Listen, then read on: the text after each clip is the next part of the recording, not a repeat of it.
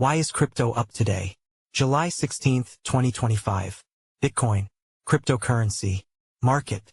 Without a broad shift in institutional sentiment, it is unlikely that inflows alone will propel Bitcoin to $150,000 swiftly, says Andrejs Balans, risk manager at YouHodler.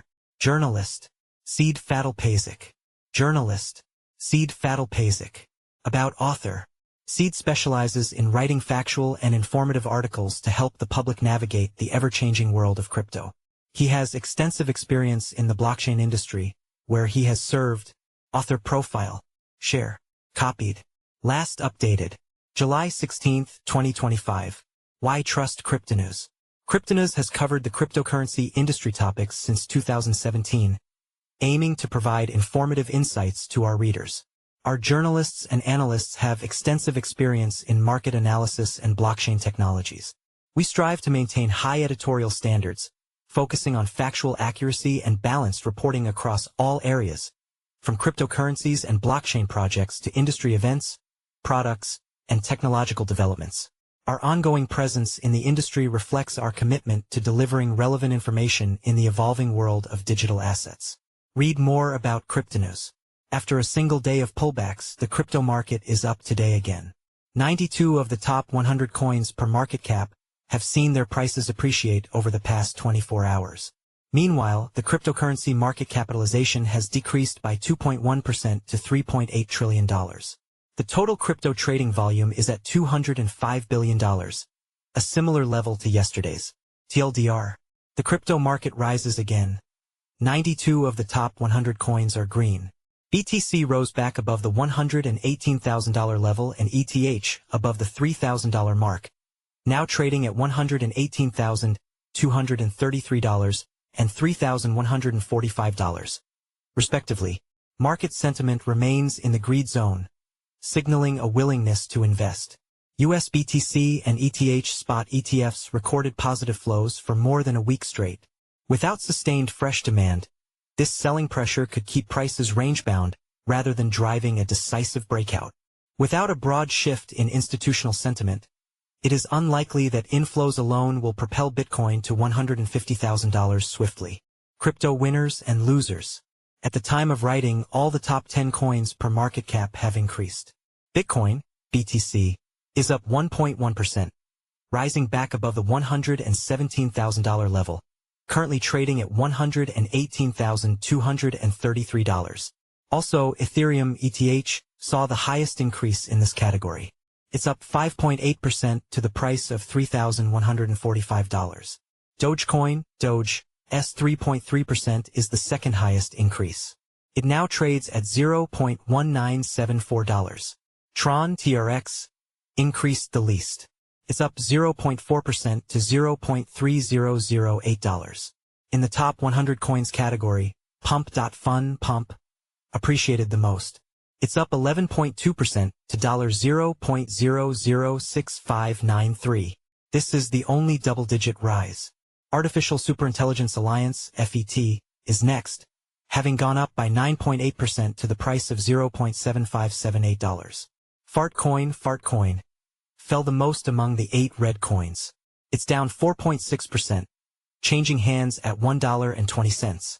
Next up is White Bitcoin, WBT, which decreased by 2.1% to $44.31. Meanwhile, several pieces of crypto legislation in the U.S. failed to move through Congress on Tuesday. A group of House Freedom Caucus politicians voted against the bills, arguing that, among other things, the crypto bills did not sufficiently address problems surrounding central bank digital currencies, CBDCs, along with other concerns. The Moscow exchange said it would launch a fund that tracks one of the world's biggest Ethereum ETFs, weeks after debuting a Bitcoin index futures offering. The new fund will debut in August. Maria Patrikieva, the managing director of the Moscow Exchange derivatives market, said that the fund's underlying asset will be the BlackRock-run iShares Ethereum Trust ETF. This quotation will be equal to the cost of one share of the fund. The contract size will be slightly smaller than that we use for the IBIT, the iShares Bitcoin Trust ETF.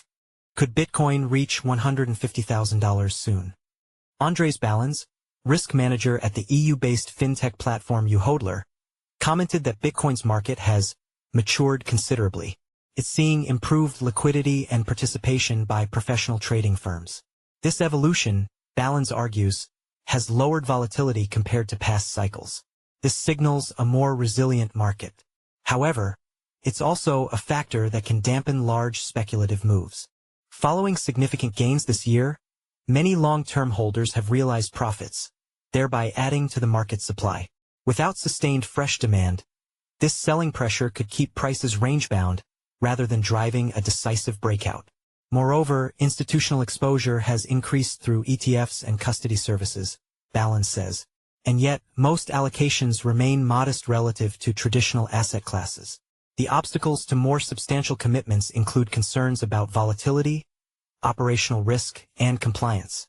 Senior executives at major banks have reiterated their cautious stance, describing crypto as an area of interest but not yet a strategic priority. Without a broad shift in institutional sentiment, it is unlikely that inflows alone will propel Bitcoin to $150,000 swiftly. Furthermore, Balans adds that some regulatory frameworks have advanced, but that the policy landscape remains fragmented. Proposals to broaden the definition of securities in the US and stricter compliance regimes in Europe have created uncertainty for exchanges and institutional investors. He continues, even jurisdictions considered relatively crypto-friendly are implementing more rigorous reporting standards. This patchwork of regulation has tempered enthusiasm among large asset managers, who prefer clear and consistent rules before committing significant capital. Lastly, Balans noted that despite widespread forecasts of imminent rate cuts, inflation in major economies remains persistently above target, prompting central banks to hold policy rates higher for longer. The tight monetary environment has limited liquidity across risk assets. Bitcoin has historically flourished when borrowing costs were low and capital abundant. Unless there is a decisive shift toward more favorable financial conditions, the macroeconomic backdrop is likely to constrain speculative flows. Balans concludes. Levels and events to watch next.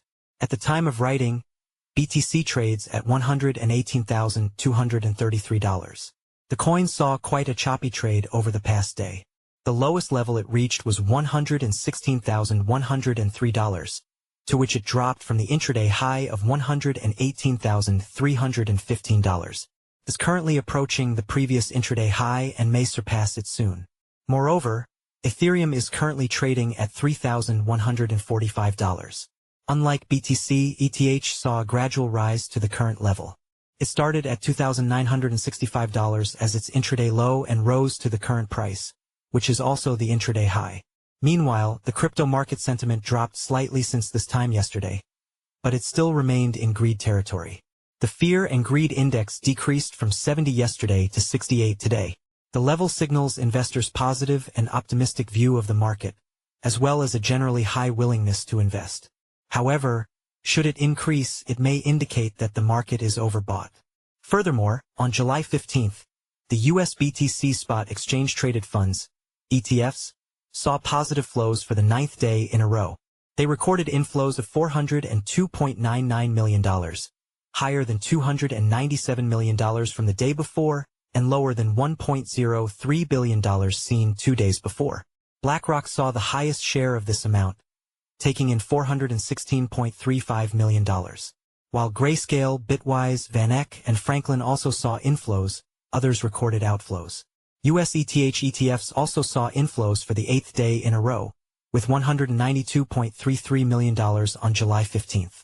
Of this amount, BlackRock recorded the most, $171.52 million. Grayscale and Fidelity are the only other two funds that saw inflows.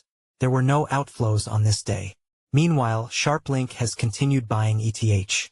It purchased 6,377 ETH on Wednesday, bringing its total to nearly 312,000 ETH. Also, billionaire Peter Thiel has taken a major position in Bitmine Immersion Technologies as it works to become a major Ethereum treasury. He acquired a 9.1% stake in the firm. The company now holds more than 163,000 ETH. Moreover, Wall Street investment bank Cantor Fitzgerald and Blockstream Capital founder Adam Back are reportedly working on a SPAC merger valued at approximately $4 billion. A special-purpose acquisition company would issue new shares to Back for 30,000 BTC. The company also aims to raise $800 million in